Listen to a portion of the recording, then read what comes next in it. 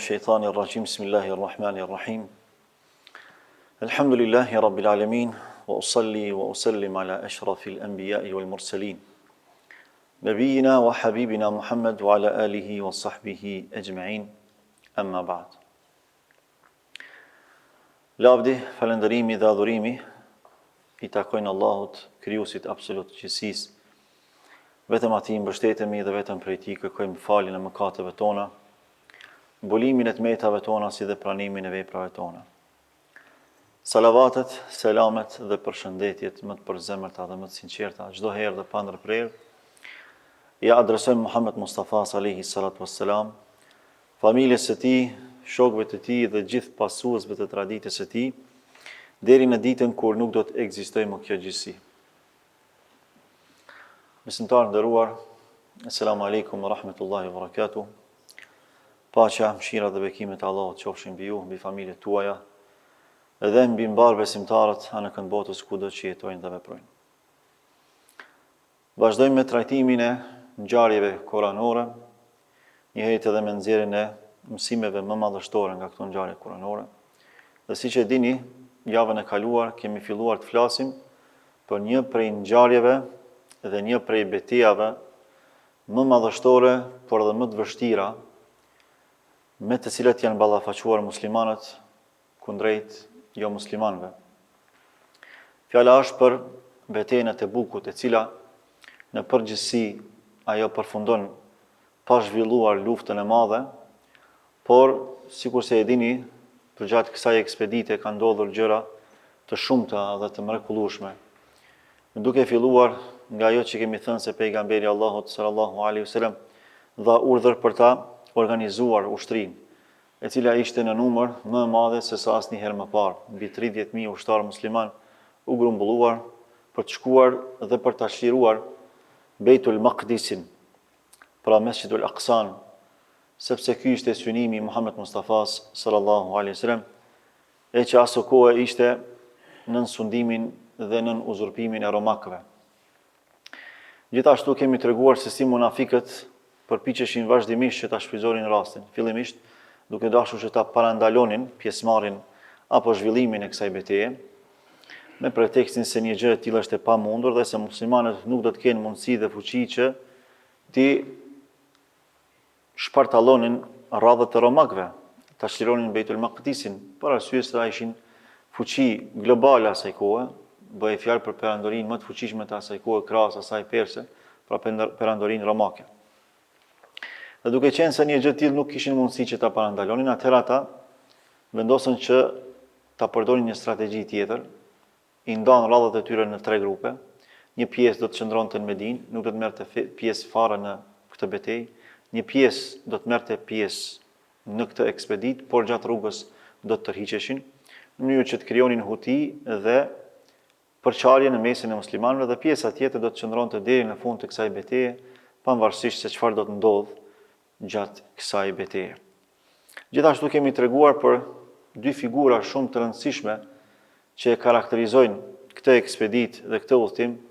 Njëra ishte ajo e sprovimit me lakmin e jetës kësaj bote, siç ishte Ebu Khajthame, I cili ishte I pasur, prej më të pasurve të Medinës, I cili ishte I martuar me disa gra, kishte pasuri të majme. Dhe duke qenë se ai dëgjoi që pejgamberi Allahut vetëm se ishte nisur me ushtrinë e tij për ta zhvilluar betejën e radhës dhe teje të rëndësishme, ai nga mirësitë që I posedonte, nga joshjet e shumta të pasurisë, të familjes, sikur deshi që të binte në provë edhe në kurthën e djallit të mallkuar, por fatmirësisht imani I tij dominoi në ato raste apo në ato çaste dhe bëri që ai të mos bie prej kësaj kurthe djallëzore. Pastaj edhe vendosi që të mos I provonte fare ushqimet që I kishin përgatitur gratë e tij, vetëm se pasi që të kthehej nga kjo ekspedit. Andaj u nis gjatë kësaj rruge dhe e dim se si është takuar me sahabët e parashtëgjitësh me Muhammed Mustafan sallallahu alaihi wasallam për mësimet rreth së cilave do të flasim inshallah në javët në vazhdim. Gjithashtu edhe sahabiu I nderuar, djaloshi I ri, I cili ishte prej fukarave të Medinës, por që me ngulm kërkoi që të merrte pjesë në këtë ekspeditë ushtarake, por që nuk kishte mundësi materiale, nuk kishte armë, nuk kishte asgjë. por pejgamberi Allahut ja siguroi disa prej sahabëve të varfër, disa prej armëve që kishin mundësi t'i siguronin, por kishte edhe të tillë që s'kishin mundësi që t'u siguronin atyre armë për të marrë pjesë në këtë ekspeditë. Sido që tjetë, sahabiu i nderuar Abdullah bin Dhil Bijadejni, që kemi treguar për të, ishte djaloshi që me ngujm kërkonte shahidllokun, pra që të binte dëshmor, por deshi Allahu që t'ja pranonte duan pejgamberit Zotit që ai të binte dëshmor, por pa i u derdhur gjaku atij nga armiqt e Islamit. Dhe ai ra dëshmor nga uria e madhe që përjetoi dhe për mënyrën se si ka vdekur, për mënyrën se si është varrosur, kemi treguar javën e kaluar, e cila ishte një privilegj dhe një nder i madh për të, sepse vetë Abdullah ibn Mesudi tregonte se gjatë natës kur e pash që po mungonte pejgamberi Allahut dhe isha në kërkim pas tij, e takova Abu Bekrin dhe Omerin që po qëndronin në këmbë dhe pranë tyre ishte një xhenaze. Kur u afrova drejt xhenazës e pash që dikush po e gërmonte varrin, kur për një moment e kuptova që ai që po gërmonte varrin ishte vetë pejgamberi Allahut sallallahu alaihi wasallam. Pastaj e vendosi me duart e tij në varr dhe e mbuloi varrin e tij dhe tha: "O Allah, ji i kënaqur me Abdullahun sepse unë jam i kënaqur me të."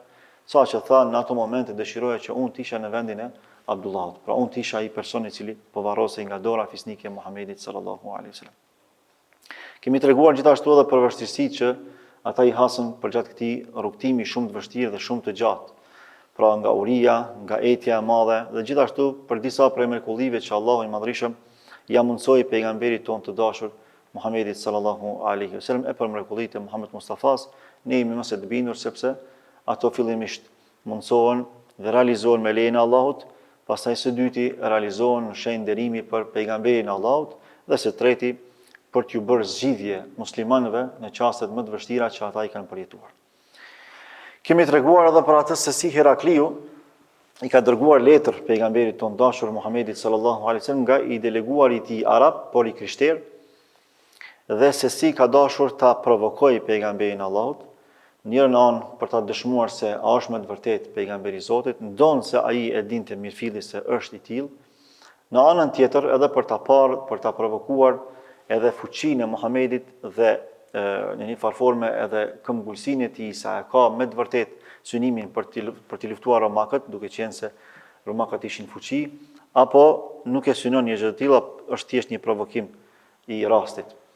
Dhe siç e dini, momentin që ja ka dhënë letrën edhe e lexon Muaviu para Muhammed Mustafas sallallahu alaihi wasallam, pyetja ka qenë se ti me qenë se thua se të devotshëm do të futen në xhenetin, të cilit Allahu i ka dhënë hapësirë, sa hapësira mes qiellit dhe tokës, atëherë ku po mbetet xhenemi, ku po mbetet ferri? Pejgamberi Allahut i ka thënë që kur vije dita, ku mbet nata? Dhe kemi treguar se i ka pas 3 kërkesa. Në raport me delegumin e tij ka thënë nëse ai argumentohet me ndonjë argument që ma ka dërguar mua në letrën e parë, pra është fjala me ndonjë ajet Kuranit, nëse e përmend termin natë, edhe nëse shet diçka të dyshim në shpinën e tij, atëherë këto regjistroj dhe mi tregon. Dhe të 3 këto elemente i ka pa, sepse kur ja ka paraqit Islamin këtij deleguari pejgamberi Allahut, ai ka thënë se unë i përkas një feje dhe një popull i krejt tjetër. Dhe unë dëshiroj që të kthehem tek populli im i sigurt. Pra unë nuk guxoj ta pranoj fen tate, sepse unë kam një mision për ta përfunduar dhe dëshiroj që të kthehem i sigurt në vendin tim dhe në popullin tim. Gjë që e bëri pejgamberi Allahut që të buzëqeshte dhe e tha ajetin kuranor: "Innaka la tahdi man ahbabt, walakin Allah yahdi man yasha." Ti o Muhammed nuk mund ta udhëzosh atë që ti dëshiron, por Allahu udhëzon atë që ai do. E shënoi të parën sepse përmendi një ajet Kuranit. Pastaj kur e bëri pyetjen rreth asaj se çfarë ndodh me xhenemin kur ekziston xheneti, e përmendi pra shembullin e natës kur vije dita, ku mbetet nata, e regjistroi edhe atë. Edhe e treta që e pa ishte kur e thiri pejgamberi Allahut pasi që u nis për të kthyer në vendin e tij dhe ja tregoi vulën në shpinën e tij, e cila ka qenë mes 2 shpatullave të Muhammed Mustafas sallallahu alaihi wasallam dhe ka qenë ngjajshme me formën e hijamës. Kur e bëjmë hijamën, se si ngrihet lëkura jon. Pra në atë formë ka pas pejgamberi Allahut shenjën e vulës së pejgamberisë nga ana Allahut subhanahu wa taala me cilin ka lindur. Tani do të vazhdojmë me atë se çfarë ka ndodhur pas kësaj. Pejgamberi Allahut sallallahu alaihi wasallam duke qenë se besimtarët ishin afru shumë afër Palestinës, pra po qëndronin në Tebuk, si vendi më i afërt nga diskulli arabik në drejtim të Palestinës. Atëherë dëgjuan kabilet, fiset arabe që ishin në kufi me Palestinën. Këto fisa arabe ishin të krishtira dhe qifute, pra nuk ishin idhujtare, për arsye se ishin ndikuar nga rrethit dhe nga zonat që ata jetonin, sepse shumica për tyre ishin të ndikuar nga sundimi romak i asaj kohe, prandaj ishin të krishterë, por kishte edhe të tillë që ishin të ndikuar dhe që kishin preardhë qifute nga qifutët që dikure sundonin që dikure sundonin Palestinën para se marrë perandoria romake. Sido që tjetë, tash ata kur dëgjojnë për pejgamberin Allahut, kur dëgjojnë që ky ka synimin me vazhdu tutje me ofenzivin e tij ushtarake, atëherë kërkojnë marrëveshje me të. Dhe kjo ishte shumë domethënëse për pejgamberin Allahut, sepse po dobësohej një krah shumë i fuqishëm i perandorisë romake. Aleatët për arabëve të krishterë dhe qifut ishin shumë të rëndësishëm për Herakliun. Ata u afruan tek pejgamberi Allahut grupe, fise, edhe kërkuan marrëveshje. Normalisht dhe si zakonisht pejgamberi Allahut u paraqet Islamin. Thotë pranoni Islamin edhe shpëtoni në këtë botë dhe në botën tjetër. Ata e refuzojnë. Atëherë e pranojnë gjizjen. Ne nuk dëshirojmë luftë me ty, por e pranojmë gjizjen. Pra dëshirojmë që të jemi nën sundimin tënd. Dhe njëherë t'i japin besën se ata do të qëndrojnë besnik në këtë aleancë. Gjithashtu, kjo zonë ishte zonë shumë e vështirë për shkak të natyrës së saj dhe vendi quhej Deumetu Gjendel. Këtë zonë e udhëhiqte një mbret që emrin e kishte Ekider. Ky mbret ishte shumë i fuqishëm. Kështjellat që i kishte të fuqishme sepse kishin marrë zanat prej romakëve, njëherët edhe prej qifutëve, prej masonëve. Masonët shquhen me ndërtimin e kështjellave dhe të ndërtimeve të larta. Prandaj nëse i vreni në xhamitë e lashta, është ylli i Davudit alayhis salam. Kjo është një prej shenjave që masonët ku kanë ndërtu, ku kanë shku, kanë lënë shenja të ndërtimit. Sikurse veprojnë mjeshtrit zakonisht. Piktori e lën në shkrimin e vet, një usta atje e lën një shenjë vetën dhe ka qenë ky zakoni ustallarëve të mëhershëm. E masonët, për këtu edhe rrjedh, domethënë shprehja e masonerisë, kanë qenë ustallarët më të mëdhtë asaj kohe për ndërtimin e ndërtesave të mëdha, për ndërtimin e ndërtesave gjigante, njëherët edhe luksoze për atë kohë. Andaj kështjellat që i kishin ndërtuar ata ishin pak krahasimisht më të fuqishme se sa kështjellat tjera, të cilat i kanë pa muslimanët në betejat që i kanë zhvilluar. Dhe mundësia për me shqiru këtë vend ishte shumë e ulët, pra ishte shumë minimale. Çka bën pejgamberi Allahut? E thret Khalid ibn al-Walidin, sahabin i nderuar dhe komandantin e muslimanëve. Edhe i thot merri 420 ushtar. Edhe thot nisu drejt këtij vendi dhe çliroja atë vend. E ke filan mbretin atje, është filan populli, ti du të më shku me i luftu ata. Khalidi njohsi mirë i luftës dhe i strategjisë luftarake, thot ja Rasulullah, me ato kështjella që ata i kanë, unë me këtë numër ushtarësh s'kam mundësi me fitu. Është e pamundur. Por pejgamberi Allahut normalisht me shpallje nga Allahu i Madhërisht i thot, do ta gjesh mbretin e tyre duke gjuajtur lop, pra duke bërë gjueti lopësh. Khalid ibn Walid u nis në drejtim të këtij vendi. Kur arrin Khalidi atje, radhiyallahu anhu, i sheh kështjellat madhështore. Sahabët afrohen shumë afër derës kryesore. Fshihen, sa që transmetimet tregojnë, dhe ata thonë, jo vetëm gjurmët tona që i kemi fshi, po edhe frymarrjen tonë kemi fshi. Mos më na marr vesh që jemi afër kështjellave. Kur i pam ato kështjella, kur i pam ato dyert të mëdha të këtyre kështjellave, e vetmja gjë që na ngushëlloi edhe që na dha qetësi edhe shpresë për me fitu ishte fjala e Muhamedit sallallahu alaihi wasallam që tha se ju do ta gjeni mbretin e tyre duke bërë gjueti lopësh. Por ata e pan mbretin në terras të kështjellës duke pirë alkool me gratë e pallatit edhe me parinë e tij të afërt. Tash ta u çuditën. Neve pejgamberi na tha që keni me gjetë mbretin e tyre duke gjuajtur lop, por ai ishte në terras. Por bindja në Allahun subhanahu wa taala sepse ka fol pejgamberi Allahut dhe këtu ka një mirësi, është një mrekulli që do të pasojë. Por një moment janë mbledhur disa lop në derën e kështjellës. Edhe kanë filluar me ngrënë, njëherët e kanë filluar me lshuza. Mbreti pej terasës i sheh që janë shumë lopë. Edhe thotë, kjo është një mundësi e jashtëzakonshme, na ka ardhur një mirësi para derës. Na nuk bën me humb këtë shans, sepse lopët janë shumë me vlerë. Gjah i mrekullueshëm. Hajde të shkojmë edhe t'i gjujmë. Edhe çashtu qysh janë pej terasës zbresin poshtë, edhe me njëherë vërshojnë për me i gjujt lopët. Lopët ikin, që ato janë kafsh, ikin në drejtim të muslimanëve, ku janë fshehë, Khalid ibn Walidi me ushtarët e tij. Kur ikin në drejtim tyne, ata presin momentin e volitshëm me i sulmu. Momentin që futen në mesin e muslimanëve, është natë, sulmojnë muslimanët. E zënë rob mbretin, e vrasin vllaun e mbretit. Edhe i zënë rob ata që kanë qenë me ta. Normalisht ta kanë qenë një grusht i vogël njerëz, sepse ta kanë dalë me gjujt lop, s'kan dalë me luftu njerëz. Kur e zajnë mbretin, i thot Khalid ibn Walid, ti e din që vdekjen e ke shumë afër, domethënë me dashur në të vras. Nëse don ti me shpëtu, atëherë merresh vesh me mua. Thot vesh me më shpëtu, kur gjë tjetër s'du. Çka të kërkon ti, do të kesh prej meje. Thot urdhëroi ata që i ke brenda me ta hap derën e kështjellës, që na më fut brenda. Edhe ky e jep urdhën e vet. Thot o milet, o roje, ma hapni derën sepse unë jam mbreti. Por ata kur ja shohin durët e lidhta, mbretit nuk ja hapin derën. I thonë jo, s'ta hapim derën. Ti ke qenë, kur ke qenë mbret, momentin që ke dalë prej kësaj kështjelle, ti mo nuk je mbreti jonë. Atëherë Khalidi thot, çka puna me ty, as ke qenë ti mbreti tyre, s'përngohet urdhri ty.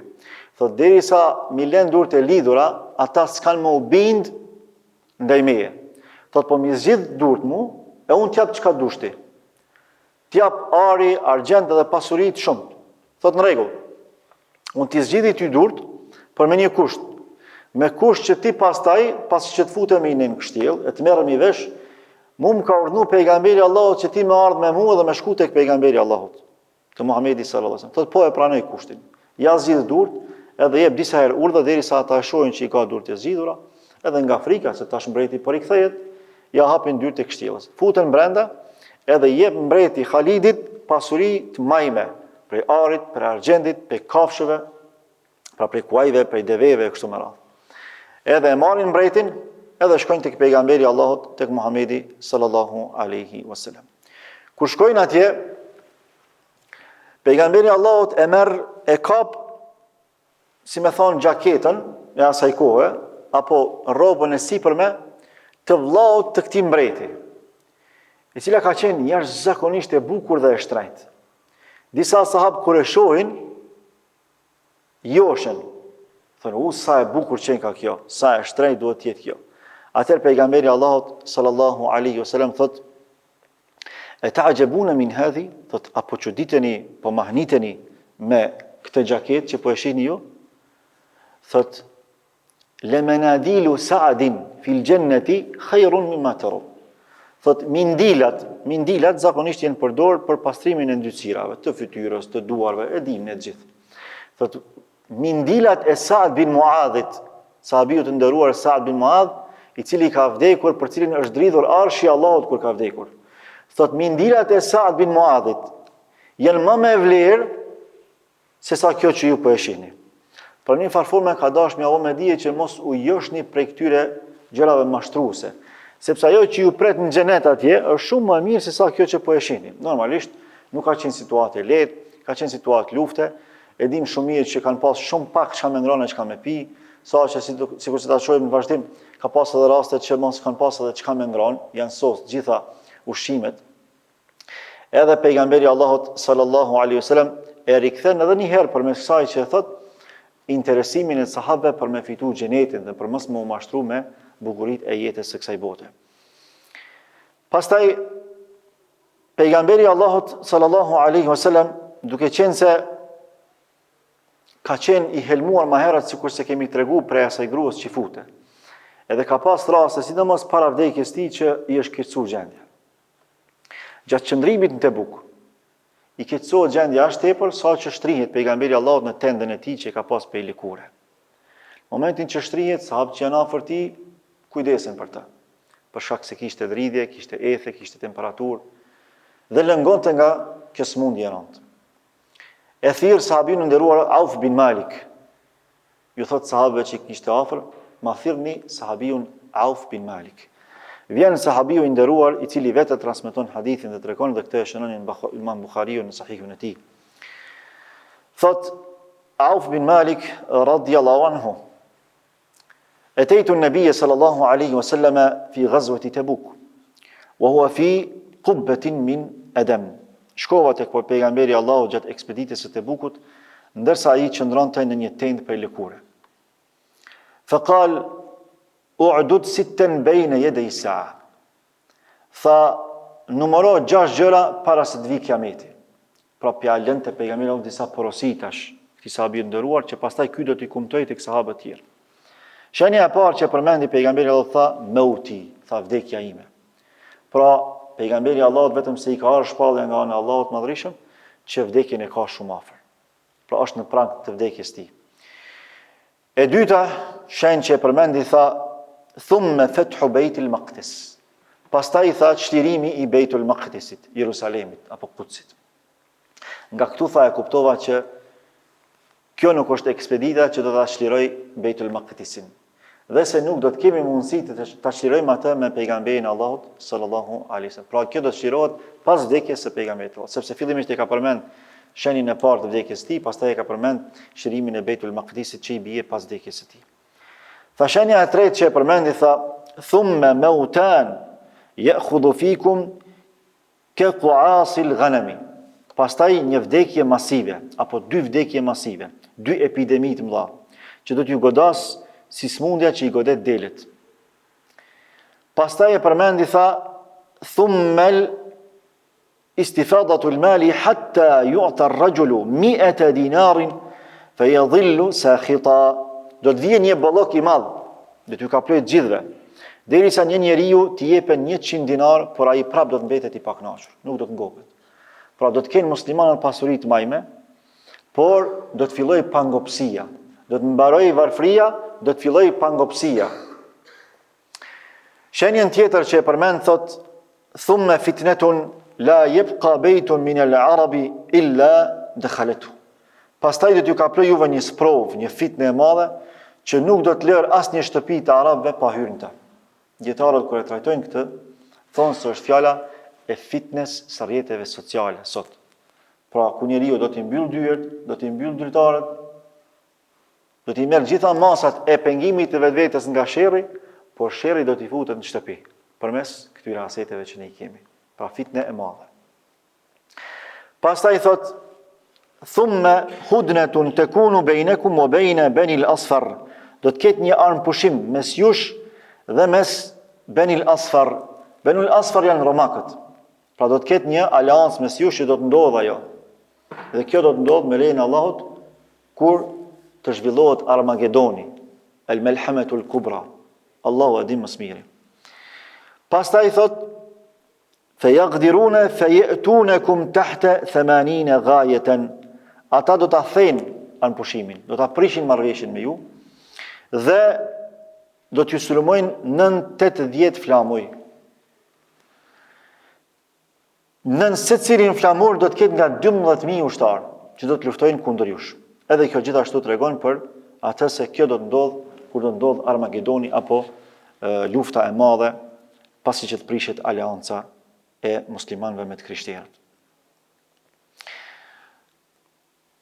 Kjo tregon për atë se si pejgamberi Allahut sallallahu alaihi wasallam në një farforme e ka parapërgadit atë ushtri e cila ka qenë prezente në Tebuk. Ja u ka bë me dije që ne nuk do ta shirojmë Bejtul Maqdisin apo Jerusalemin, Kutsin me këtë ekspedit. Por çka ka fitu për kësaj? Ka fitu një aleancë të fuqishme me kabilet arabe. Njëherët edhe i ka qenë mesazh perandorisë romake që unë nuk jam i dobët, unë jam shumë i fuqishëm. Po në anën tjetër ata kanë qenë mëse të informuar dhe e kanë ditë mirë se ky është pejgamberi Allahut, nëse na sulmon ai na fiton. Prandaj s'kan pas guxim me i sulmu musliman. Herakliu pse fuqi botërore asaj kohe, s'ka pas guxim. Ka dëgjuar që i ka ardhur shumë afër pejgamberi Allahut, ka dëgjuar që i ka mbi 30.000 ushtar, ai ka pas mbi 200.000, 300.000 ushtar. Megjithatë s'ka pas guxim me sulmu sepse e ka ditë që është pejgamberi Allahut, dhe çdo betejë kundër pejgamberit të Allahut humbet. Për këtë arsye, pas kësaj Rasulullah i jep urdhën me u rikthyer në Medinë. Edhe ju thot, do të rikthehemi në Medinë. Normalisht tash vështirësi e madhe, rrugë e gjatë, para sa kanë udhëtuar deri në Tebuk, njëjtë kanë më kthy, s'kanë ushqimet mjaftueshme. Disa prej fukarave që kanë marrë pjesë aty, që kanë qenë gjithashtu ushtar, pas kanë pas harxh me vete sikur se kanë qenë të pasurit për sahabët që kanë ardhur me luftu, kanë pas harxh me vete më shumë se sa të tjerë. E këta s'kanë pas. Edhe me net të tëra kanë qenë pa ngrënë. Transmetimet tregojnë që dhe pejgamberi Allahut me net të tëra ka qenë i uritur, saqë i kanë lidh gurët në gjoks. Sikur se i lidhin tash vëllezërit e motrat tona në Palestinë. Lutim Allah mos më përsërit ajo. Edhe shkojnë 3 fukarat tek pejgamberi Allahut në çadër dhe thonë ja Rasulullah, mas jacis, nuk kemi çka me ngronë, çka me pi, jemi duke vdekur je. Po pejgamberi Allahut s'ka çka me i dhon, sepse këta fukara kanë pas praktik në Medinë ku kanë qenë, kur s'kan pas çka me ngronë, çka me pi, kanë shku tek pejgamberi Allahut, janë ankuj kanë thonë ja Rasulullah, nuk kemi çka me ngronë, çka me pi. E çka ka pas pejgamberi Allahut ju ka dhon. Po tash në gjendje lufte, edhe s'ka pas as për vete. Pejgamberi Allahut pa mundësi për me i dhon diçka e thret Bilalin, thotë: "O Bilal, eja tekun." Bilalin radhiyallahu anhu. Vjen Bilali, thotë: "O Bilal, çka do që të gjen diçka që ke mundësi mi ushqy këta, ma sill këtu." Bilali shkon edhe kërkon, s'ka ushqim të vetin kur gjë. Shkon edhe mundohet tek disa sahabë tjerë me gjet, edhe i gjen, si më thon, 2 hurma këtu, 1 hurmë këtu, derisa i bën 7 hurma. Edhe i bie tek pejgamberi Allahut 7 hurma. Thotë ja Rasulullah, nuk gjeta më shumë se sa këto 7 hurma. Thotë mi sill këtu. Në enën që i ka vendosaj, edhe e vendos dorën e tij pejgamberi Allahut dorën e djathtë mbi këtë enë. I mbulon me dorën e tij hurmat. Edhe i thot fukarave, filloni edhe hani me bismillah. Transmetuesit vetë po tregojnë ta sahabi, thot, wallahi hanim edhe nuk sosashin hurmat. Në dorën e pejgamberit Allahut merrnim nga një sa që ka pas prej sahabive që i ka hangër diku 54 sopa, e disa tjerë 50 deri në 60 sopa. Edhe vinin gjithë fukarat, pe ushtarëve që s'kan pas ushqim çka me ngram, krejt janë ushqy edhe janë ngop.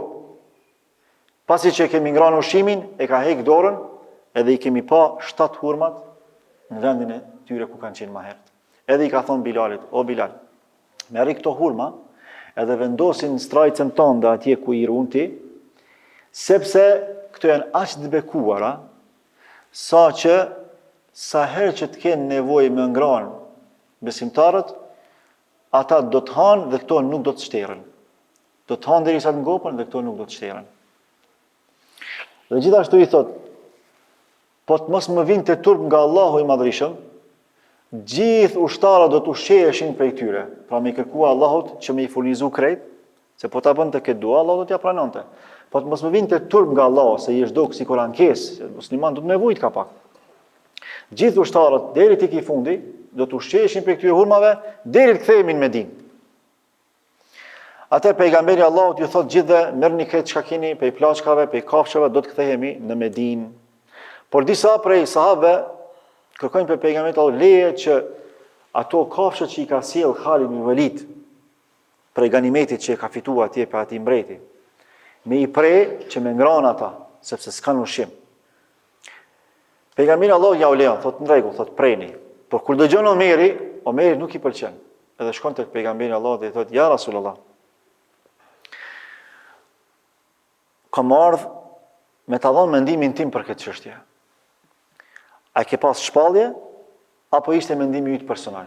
Thotë jo, ishte mendimi im personal, sepse ata kërkuan me insistim, s'kemi çka me ngranë, e të fillojmë me i therr nga pak në mënyrë që mos me vdek kurie. Thotë ja Rasulullah, e din shumë mirë çfarë rrugë kemi marrë, edhe sa kemi hek. Këto kafshë kanë me na u dash ka të kthehemi, sepse tonat janë lodh. Andaj lutë Allahun që me bekimin e tij përmes teje me na bëj zgjidhje për ushqim. E mos me i therr kafshët se kanë me u dash. Pejgamberi Allahut e merr mendimin e Omerit, merr abdes, i fal 2 rekate edhe i lutet Allahut subhanahu wa taala.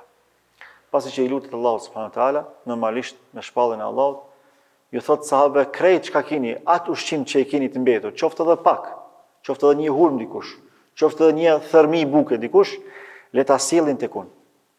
Edhe i marrin krejt sahabët që kanë për ushqimeve. Edhe Rasulullah sallallahu alaihi wasallam me duan e tij, me lejen e Allahut Madhrishëm, thot filloni edhe ushqeheni me to. Thënë sahabët, ushqeheshin me to dhe nuk soseshin ushqimet tona. Mbeteshin të njëjta sikur se kanë qenë, derisa u ngopën. Në anën tjetër, munafikt po e vrejnë që nuk ju kanë dalë planat që i kanë mendu. Edhe fillojnë e diskutojnë çka me bë tashna. Ky u forcu shumë. Kabilet arabe bënën aleancë me te. Derisa romakt spesulmojnë, kjo tregojnë që ata po friksohen për Muhamedit. Po tash na kena më kthyr në Medinë, ky prap ka më na udhëheq neve. Çka me bë? Hajde, po e vrasim Muhamedin edhe një herë për gjithmonë po lirohemi gjithë prej tij. Duke e bë këtë iniciativë, këtë organizim, vjen një kabile prej Palestinës. Kabile e arabëve të Palestinës janë të krishterë. Edhe vinë edhe i ofrojnë Muhammed Mustafas sallallahu alaihi wasallam bashkëpunim. Ndër ata që vjen me këtë kabile është edhe sahabiu i nderuar Temim ad-Dari. Ky sahabi është jashtëzakonshëm, i cili ka një histori të mrekullueshme, të cilën me lejen e Allahut do ta trajtojmë javën e ardhshme. Kur e sheh pejgamberi i Allahut se si erdhi edhe një ndihmë e madhe prej kabiles arabe të krishtere palestineze, të cilët nuk e pranonin Islamin përpos Temimit radiallahu anhu, por ishte shumë domethënëse për të ardhmen, për shirimin e Beitul Maqdisit në të ardhmen. Atëherë pejgamberi i Allahut, nga ajo që sheh prej përgatitjeve që i bëjnë muslimanët për më rikthyer në Medinë, thotë ashhadu an la ilaha illa Allah wa anni abduhu wa rasuluhu, dëshmoj se nuk ka zot që meriton të adhurohet përpos Allahut dhe se un jam robi dhe i dërguari i Allahut, wa ashhadu annahu la yaquluha ahadun min haqiqati qalbi illa waqahu Allahu harra an-nar. Edhe dëshmoj se nuk ka njeri që e thot këtë fjalën la ilaha illallah, që dëshmon për Allahun, dëshmon për Resulullahun sallallahu alaihi wasallam, vetëm se Allahu do ta ruaj atë nga nxehtësia e zjarrit të xhenemit, pa nga flaka dhe nga djegja prej zjarrit të xhenemit. Se çfarë ka ndodhur pas kësaj, se si ka ardhur Temim ad-Dari, edhe ja ka tregu komplet historinë, sepse ishte e çuditshme kur të gjithë prej tyre nuk e pranuan Islamin prej kabiles tij, ky doli me vullnet edhe me entuziazëm e pranoi Islamin. Dëshmoi më një herë për Allahun dhe për Resulullahun dhe tha se unë nuk do të kthehem në Palestinë, sepse ata u kthyen, bën marrëveshje me Muhammed Mustafan, u kthyen në vendlindjen e tyre. Temimi tha, jo, unë do të rri këtu, unë kam dalë me bë hijret për Allah dhe për Rasulullah. Dhe gjitha këto inshallah do t'i kuptojmë nga java e ardhshme. Nëse keni ndonjë pyetje deri këtu, urdhroni.